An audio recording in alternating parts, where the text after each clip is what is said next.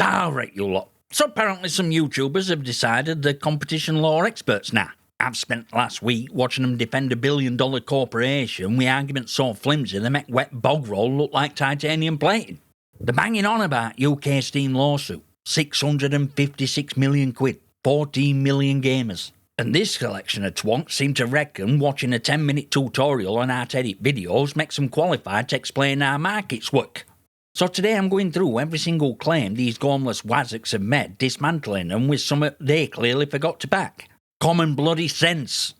First up, let's establish what this lawsuit actually claims, because none of these twonks managed to get it right. UK Competition Appeal Tribunal gave this case green light on 26th of January this year. It covers 14 million UK Steam users automatically. That means you're included unless you specifically opt out. There's 3 claims here. First, that Valve's 30% cut is taking absolute piss. Second, and this is an important bit every twonk glossed over, that Valve's contracts stop developers selling their games cheaper on other platforms. And third, that DLC locks you into buying through Steam even if you bought base games somewhere else. There's also a lawsuit in the US, Wolfire Games case. That's been dragged through court since 2021, and it's a proper class action.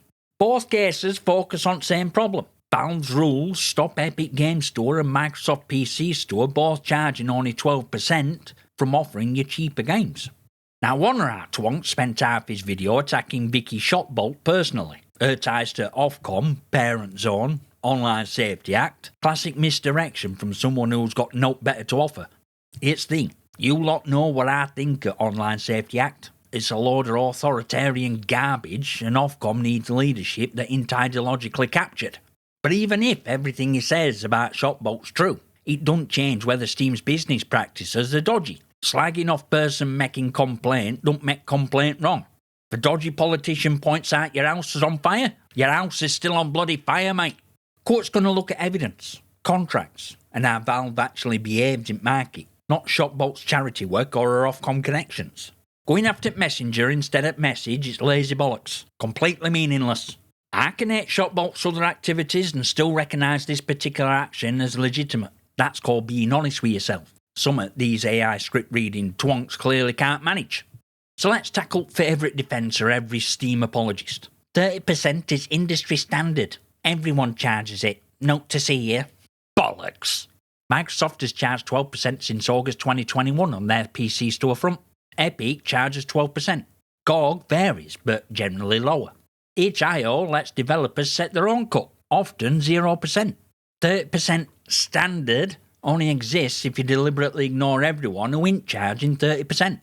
It's bit that gives me a proper headache. Only reason more platforms don't undercut is because of Valve's contract rules. There's no point charging less if developers can't pass that saving on to you. Think about it for a second. Epic takes 12%, Valve takes 30%. That's an 18% difference. If the game costs 60 quid on Steam, Epic could theoretically sell it for 49 quid and the developer would still make more brass. But they can't, because Valve's contract says if you sell cheaper anywhere else, you're off Steam.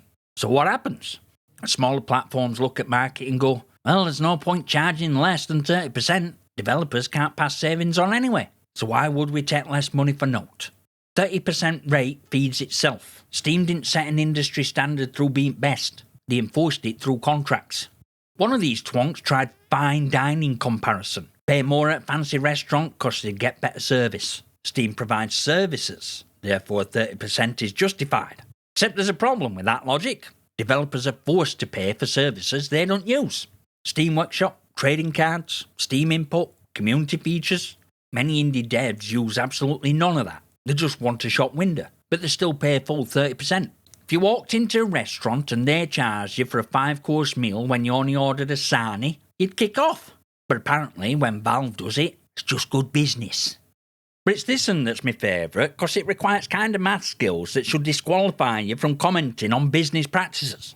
Claim goes like this. Developers can sell Steam keys on other platforms and Valve takes 0%. So if 50% of sales are keys at 0% and 50% are direct Steam sales at 30%, effective cut is only 15%. Checkmate, lawsuit.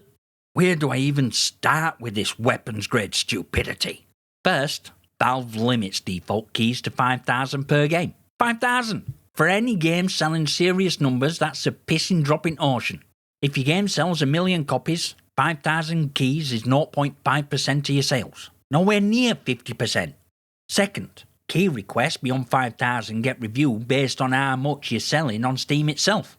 Valve literally watches how many sales you're making on their platform versus elsewhere. If they think you're shifting too many sales away from Steam, they say no to more keys. That's in Wolfire lawsuit documents. Third, even when selling keys elsewhere, those other shops also take a cut. Humble Bundle, Green Man Gaming, Fanatical, they all take 20 to 30% cut themselves. Developer ain't pocketing 100% of key sales. They're pocketing 70 to 80% of a sale that still locks customer into Steam ecosystem. And fourth, this is what these twonks completely miss. Every key activated is another user stuck with Steam for updates, cloud saves, multiplayer, achievements, and future DLC purchases at full 30%. Keys aren't generosity, they're bait. Get users into the system cheap, milk them for years afterwards. Using this argument is Valve's favourite defence because it sounds brilliant on paper. In practice, it's heavily restricted and keeps users locked into Steam more than it helps developers break free.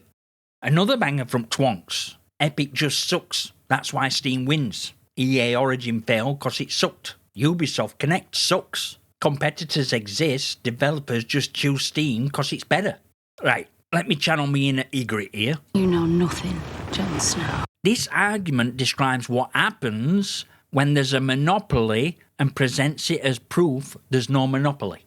It's like saying, this town only has one shop because all other shops closed. Therefore, it's not a monopoly. Other shops just weren't good enough. Why did EA Origin struggle? Why did Ubisoft Connect become a joke? Actually, scratch that and it's Ubisoft. Why can't Epic gain proper grind despite giving away free games, funding exclusives, and offering developers a massively better deal? Because none of them can compete on price. If Epic could sell games 15% cheaper than Steam, you'd have a genuine choice. Do I want Steam's features and pay more? Or do I want a basic launcher and pay less? That's competition. That's how markets are supposed to work. But Valve's contract rules make sure that choice don't exist. Every platform charges the same price because Valve's contract demands it. So only thing left to compete on is features. And Steam has 15-year head start on features. Of course they win that battle. They've rigged games so it's only battle that matters.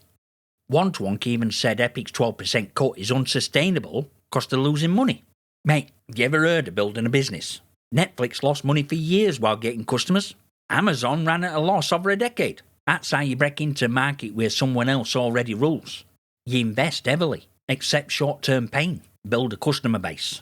Epic's trying that. Microsoft's trying that with 12% on their PC store. But they're fighting with one hand tied behind the back because they can't offer one thing that would actually move customers. Lower prices.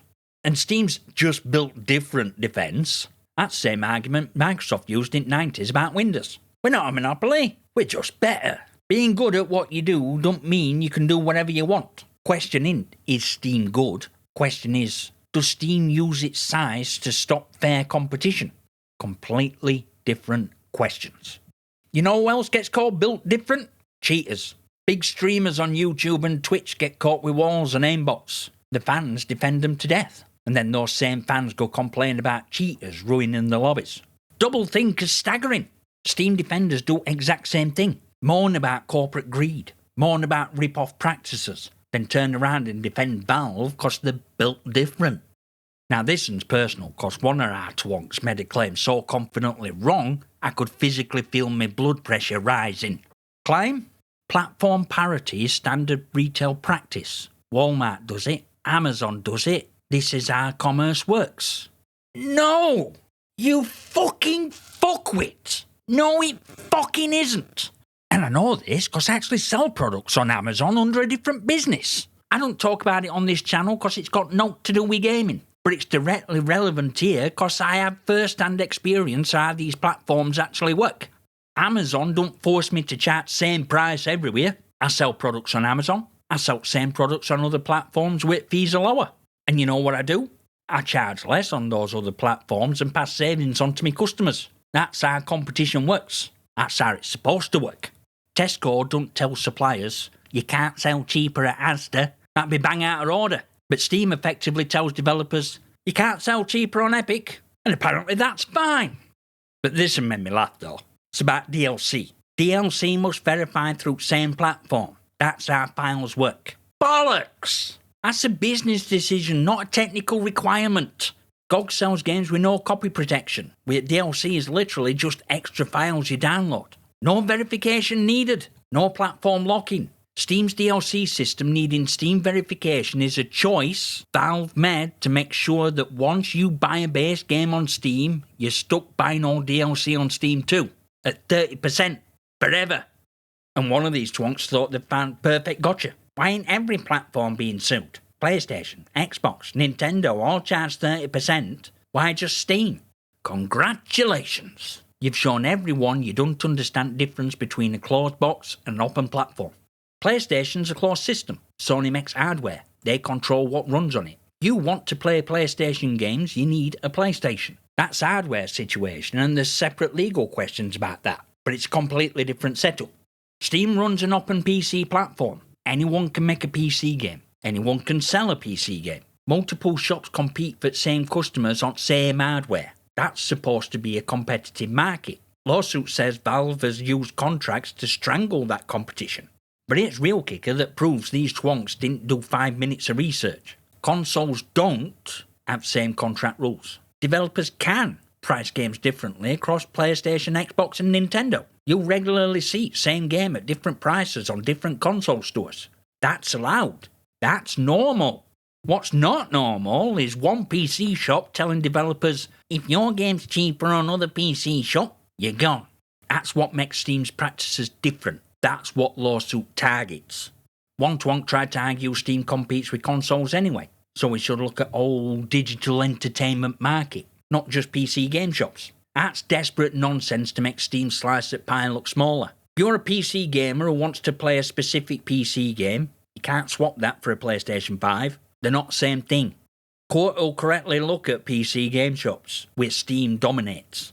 And before anyone mentions Steam Deck is a portable PC. You can install Linux on it, Windows on it, Epic on it, GOG on it. It's not a closed console. It's PC hardware that happens to load Steam first. Completely different kettle of fish. And fear-mongering from these twonks about what might happen is something else. Higher fees, worse refunds, costs dumped on developers, all presented as guaranteed doom if anyone dares question Valve. But they only present bad outcomes. Funny that. Let me offer some other possibilities. If contract rules get struck down, platforms can finally compete on price. Epic charges 12%. They could sell cheaper games. You could choose. Pay more for Steam's bells and whistles or pay less for a basic launcher. That's actual choice. That's actual competition. Prices could go down.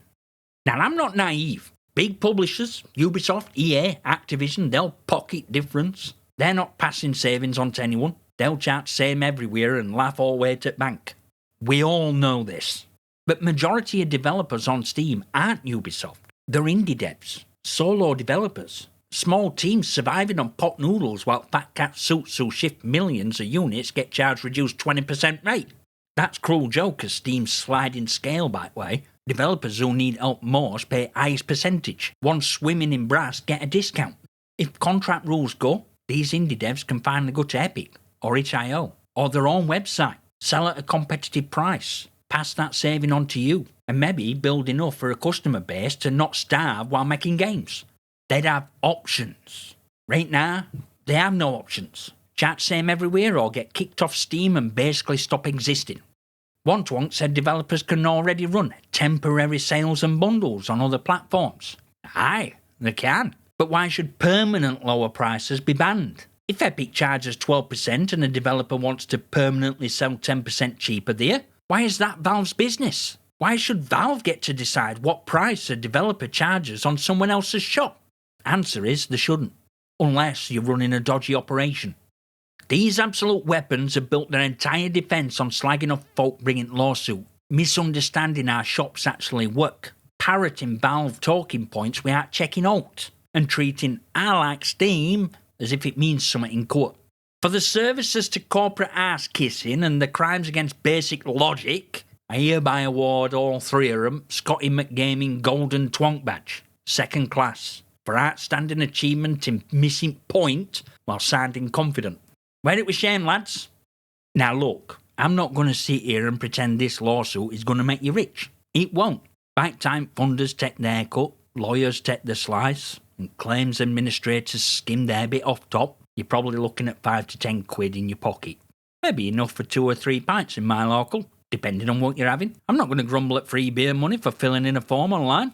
But here's the thing these twonks completely missed while they were busy defending a billion-dollar corporation for free. Pay out in point. Real win is Valve being forced to change the practices. If those contract rules get struck down, suddenly Epic can actually compete on price. So can GOG and Microsoft. It'll mean developers can finally say, right, we're charging less over here because platform takes less, and pass that saving on to you. That's win. Not tenner in your bank account. Win's being able to buy games cheaper elsewhere.